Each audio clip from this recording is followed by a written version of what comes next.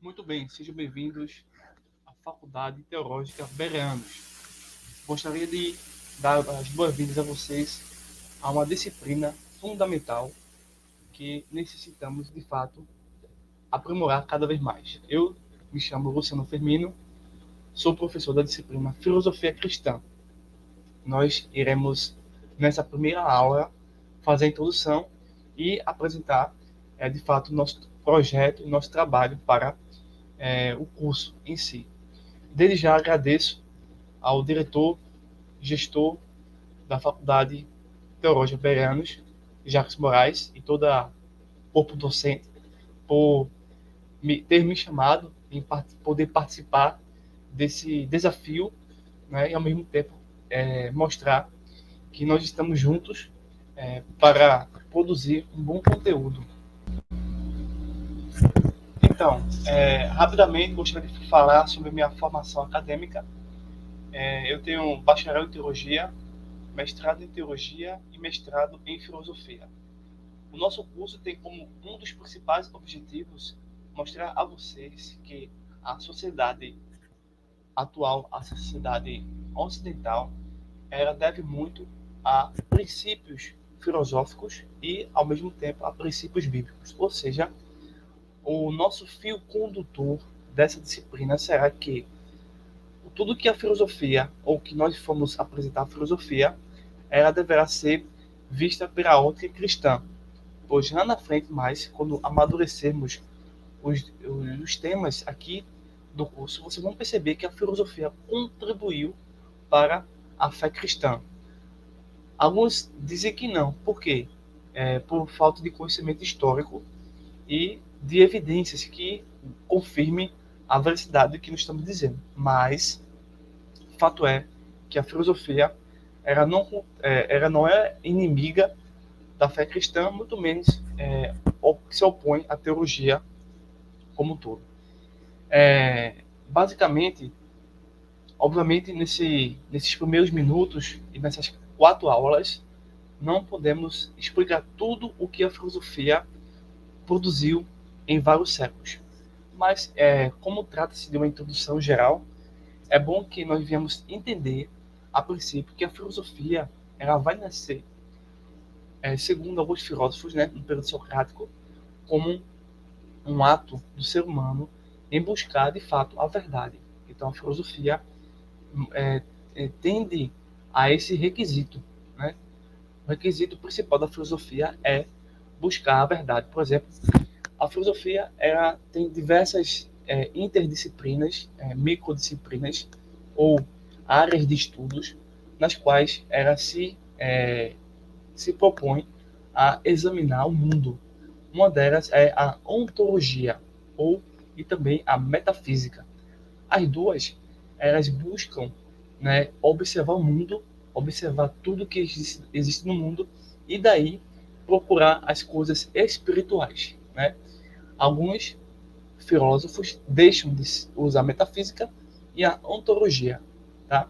São várias, como se vocês são várias áreas de estudo que a filosofia tem, mas as principais são essas. Obviamente tem também a lógica, né?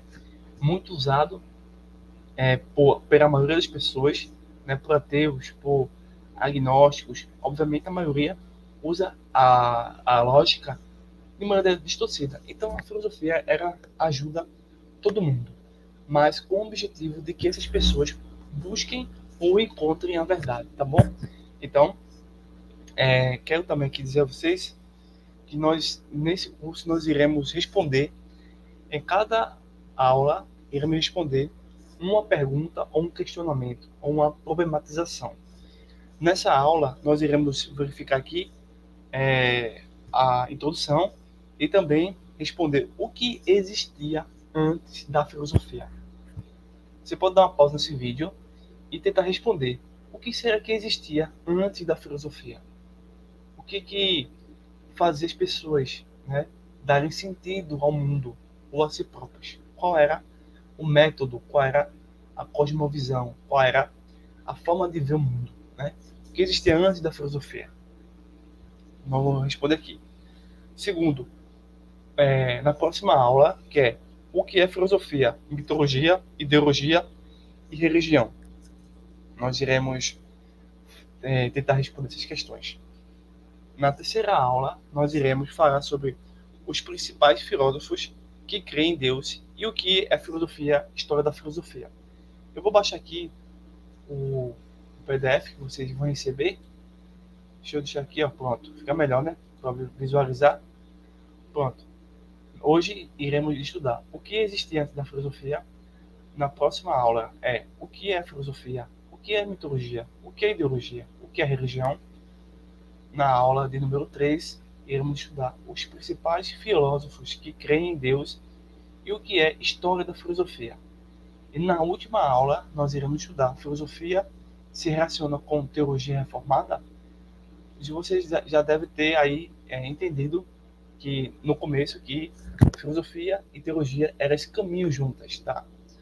Mas infelizmente muitas pessoas, por algum tipo de má compreensão, evitam, né, estudar filosofia, mas era muito essencial para a própria apologética, tá bom? Bem, então, vamos começar aqui, realmente aqui na introdução, tá? O que tem na introdução? Pensar, eu vou ampliar mais aqui, vou dar mais um zoom, para ficar mais interessante, né? Pronto, se for melhor. Pensar, viver, crer e agir revela a natureza e o propósito da filosofia cristã. Então, todo cristão, todo teólogo, ele necessita pensar, tá? A fé cristã é isso. Paulo diz que se Cristo não ressuscitou, vã é a vossa fé. Então é necessário haver um exercício. Em outros textos, por exemplo, nós temos assim: examinai as escrituras, porque tende cuidado nelas, tem a vida eterna. Então existem várias passagens que mandam-nos, pelo menos nos excita a pensar sobre o cristianismo, sobre a existência de Deus, né? Depois, a viver, né? Então não adianta ter conhecimento se você não consegue viver o que você conheceu. A crer, então é necessário não só viver, mas também ter fé. E também agir. Então, a filosofia cristã, tem a sua vivência, tem a sua base espiritual e ela age no mundo. Ela propaga, por exemplo, o evangelho, né? Queremos, com essa breve introdução ao estudo da filosofia cristã, fazer você perceber que a filosofia não é inimiga do cristianismo ou da teologia, tá? Então nós estamos examinando a filosofia conjuntamente ou com a cosmovisão cristã, tá? No próximo parágrafo nós temos o seguinte: a verdadeira filosofia, veja bem, diz assim, abre aspas, aspas, radicalidade, sistemática e analítica. Ela tem essas características. Ela é racional, ela é sistemática, ela é observatória, ela é analítica. Ou seja, a filosofia não é uma ficção, não é um passatempo, não é uma curtição, tá? Não é algo para as pessoas perderem tempo, tá? A filosofia ela procura, de fato, refutar o erro, ela procura procurar evidências e ela procura analisar a si mesma. Um certo pensador chamado Sócrates, ele diz o seguinte: uma vida não examinada não vale a pena ser vivida. Isso nós podemos aplicar a diversas áreas de nossa vida. Por exemplo, uma fé não examinada não vale a pena ter fé. Uma profissão que faça isso e deixe de fazer isso não vale a pena. Então, não vale a pena ter certas coisas ou vivenciar certas coisas se você parar de buscar a verdade, entendeu? Então, a filosofia impregna em nossas mentes o desejo de conhecer a verdade. Mas, pelo fato que nós seguimos a Bíblia, entendemos que pela doutrina do pecado, o ser humano ele procura evitar a filosofia e, muito mais, procura escantear a teologia. Mas, veja bem, a filosofia ela procura substituir e superar os mitos ou as superstições dos povos. O que acontece? Obviamente, no século XXI, muitas pessoas usam a filosofia de diversas formas. Porém, nós estamos tentando trazer a vocês o sentido da filosofia de fato cristã, que era a procura mostrar que os mitos, tá? Os enganos religiosos, né, são falsos. E por meio dessa realidade, eles conseguem, né, chegar ao Logos. Veja só, uma das grandes ferramentas para conhecer a realidade é o Logos. João capítulo 1, versículo 1, ele utiliza uma palavra grega. Todo o Novo Testamento é feito em grego. Existe um vocabulário muito rico, muito interessante, chamado Logos. O Logos é o princípio racional, tá? Ou seja, é o Logos que nos mostra o que é o mundo. Então, João está usando esse princípio e, obviamente, colocando no sentido verdadeiro, que é Jesus Cristo, nos mostra toda a verdade. Próximo parágrafo, temos assim: entendemos por meio da história da filosofia que era, e juntamente com o cristianismo, são a base da nossa sociedade ocidental. Já falamos disso um pouquinho no começo, né? Então, na jornada pelo entendimento ou da busca da filosofia e sua relação com a teologia reformada, ou teologia bíblica, ou teologia sistemática, tá? Ou também teologia pentecostal, caso você seja um pentecostal, é crucial explorar os fundamentos que alicerçam o pensamento humano ao longo dos séculos. No primeiro capítulo, nós vamos ver hoje, vamos mergulhar nas origens, investigando o contexto intelectual e cultural que precedeu o surgimento da filosofia, sondando o que existia antes da sistematização do pensamento filosófico. Já no segundo capítulo, que é a segunda aula, abordaremos a própria natureza da filosofia, contemplando a mitologia e a religião, delineando os limites e as distinções entre esses campos de conhecimento. Deixa eu baixar aqui. Deixa eu ver aqui rapidinho, tá certo? Rapidinho uma coisa aqui. Pronto. Então, em seguida, já aqui no terceiro capítulo, adentraremos no universo dos principais filósofos que acreditam em Deus. Então, nós iremos trabalhar o capítulo 3, mostrando pessoas que acreditam na divindade. Não exatamente na pessoa de Jesus Cristo ou na revelação do Novo Testamento, que é a Trindade, tá? Mas mostrar que a filosofia não é ateia. A filosofia é um conceito, é uma ciência que se baseia muito no teísmo, tá certo? Então, nesse capítulo vamos explorar suas concepções, investigando como suas ideias contribuíram para a história da filosofia. Por fim, na última aula, que é no capítulo 4, abordaremos os entrelaçamentos entre a filosofia e teologia reformada, examinando suas interações, influências mútuas e os pontos de convergência e divergência entre essas duas disciplinas. Ao compreendermos esse rico panorama, estaremos melhor equipados para compreender a complexa interseção entre filosofia e teologia reformada e as implicações dessa relação para o pensamento contemporâneo. Isto é, vamos ver de fato que no decorrer da história, a história mostra que a filosofia era dividida em 4 períodos: antiga, medieval, moderna e contemporânea. Então, em cada um desses períodos, surgiram pessoas, né, que usaram a filosofia para atacar o cristianismo. Então, nós vamos ver, assim, rapidamente, essas divergências, né? Em outros momentos, nós vamos ver pessoas que estudaram filosofia e se uniram ao cristianismo, né? Se uniram a uma teologia, mostrando que existe uma convergência, não uma divergência. Então, cada período histórico que a filosofia vai sendo absorvida, ela passou por certas influências.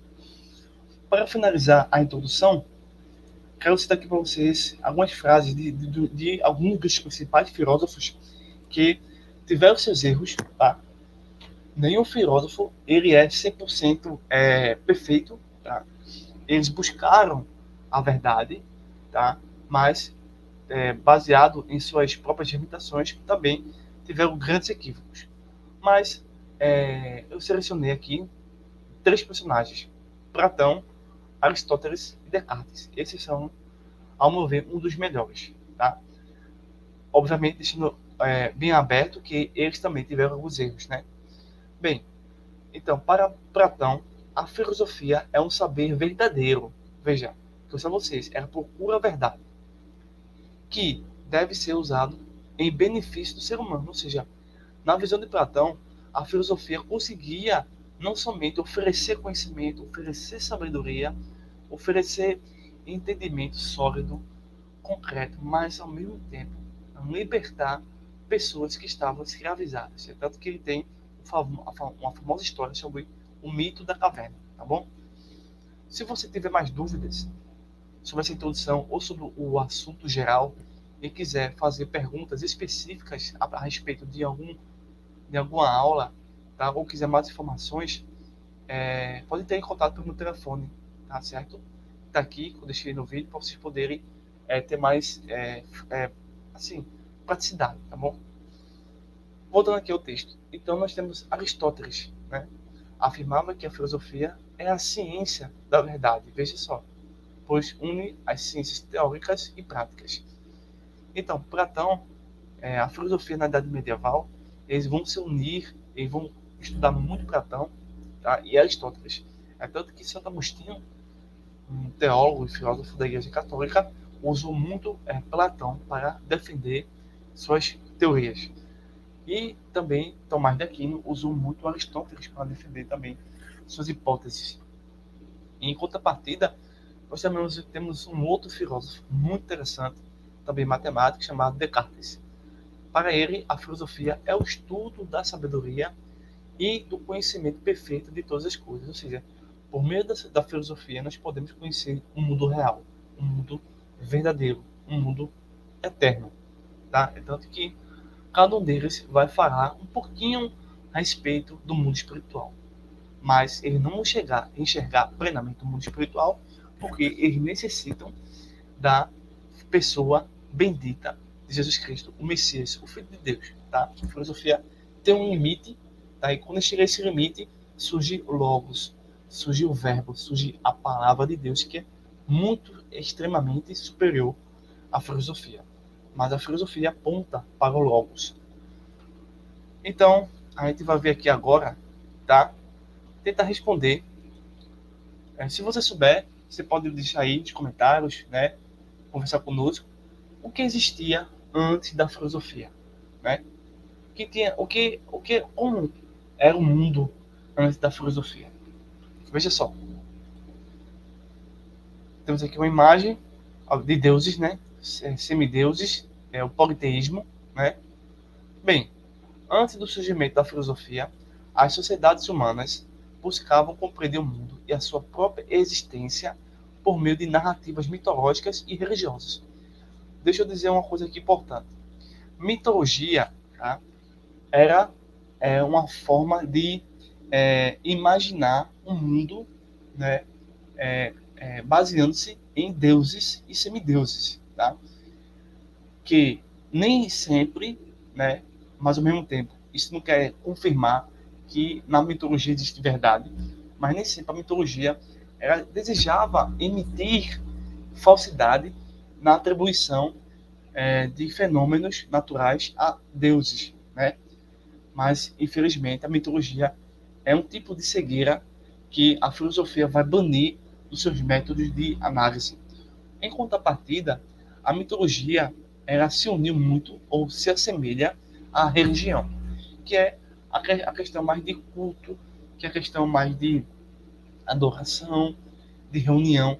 Já a mitologia é um conto, né? Eram ditos, né? Eram falatórios, eram histórias sem o H, história com E. Então, mitologia e religião, nesse sentido aqui, eram falsas concepções sobre o mundo, diferentemente do cristianismo. O cristianismo não é uma religião. O cristianismo, ele é a pessoa de Jesus Cristo. Jesus Cristo, o Filho de Deus, tá? Então, o Filho de Deus, ele está acima da religião, está acima da mitologia, está acima da filosofia. Então, ele é realmente a verdade absoluta, certo? Então, infelizmente, os povos, por não conhecerem o Evangelho, produziram mitologias, folclore e religião, né? Porque se tivéssemos conhecido o Evangelho, pregariam-se o Evangelho. Bem, tais narrativas eram fundamentadas em mitos, lendas e crenças, transmitidas oralmente ao longo das gerações. Essas histórias explicavam a origem do universo, da natureza, dos deuses e dos seres humanos, oferecendo respostas para questões fundamentais sobre a vida e o cosmos. Antes do surgimento da filosofia, antes da filosofia existir, as sociedades humanas buscavam compreender o mundo e a sua própria existência por meio de narrativas mitológicas e religiosas. Tais narrativas eram fundamentadas em mitos, como a gente já citou a vocês, e lendas, crenças transmitidas oralmente ao longo das gerações. Essas histórias explicavam a origem do universo, da natureza, dos deuses e dos seres humanos, né?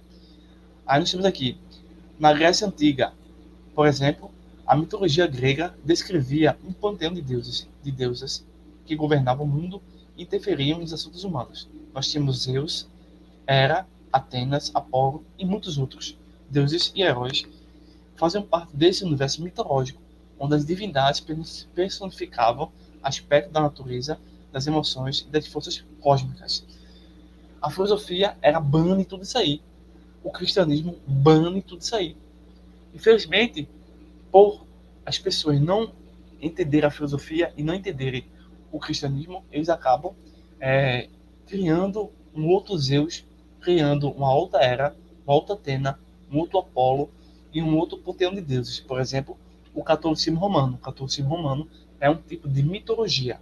Se eles passassem a conhecer a filosofia e a teologia, eles obviamente iam acreditar no verdadeiro evangelho.